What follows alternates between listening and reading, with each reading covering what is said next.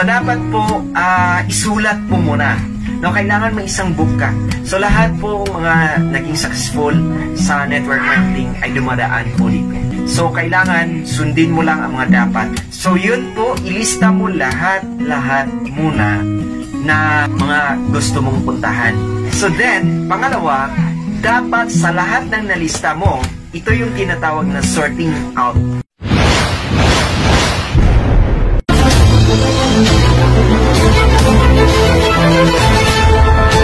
So, hi guys, good morning, and this is once again Coach Arnold. So, isa sa pinaka-importanting matutunan sa isang baguhang distributor at gusto maging successful sa pinapasukan niyang network marketing business, and one of that na dapat mo i-develop is the skills for prospecting. Pagkatapos po ma-register, huwag ka muna magpapaliwanag sa iyong mga kadugo, kaibigan, kamag-anak, ka-Facebook friends mo. So, huwag muna. Ang gagawin mo ay dapat ilista mo lahat na prospects mo na pumapasok sa iyong utak. Lahat ng prospect mo sa Facebook, mga kaibigan mo sa offline, na mga kadugo mo. So, lahat po yan, ka-batchmate, schoolmates, churchmates, or organizational colleagues. So, dapat po isulat po muna. No, kailangan may isang book ka. So, lahat po mga naging successful sa network marketing ay dumadaan po dito. Okay? So, kailangan sundin mo lang ang mga dapat. So, yun po, ilista mo lahat muna na mga gusto mong puntahan. So, then, pangalawa, dapat sa lahat ng nalista mo, ito yung tinatawag na sorting out. Okay? I-sort out mo lahat, yung lahat na mga nalista mo.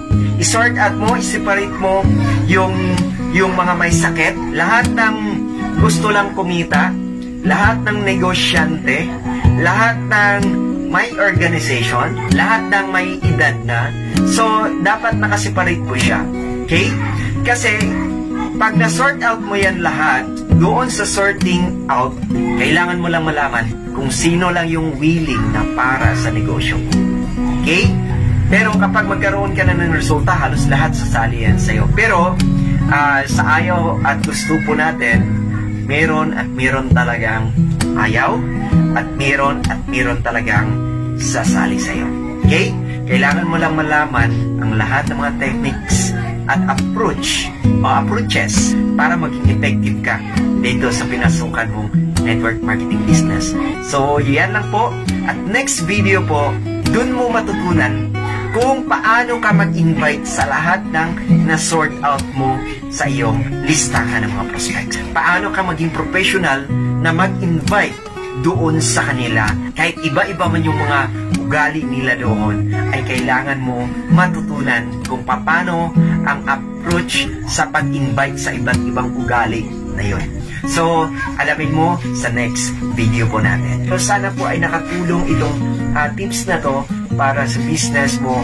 So, bye-bye. This is once again, Coach Arnold.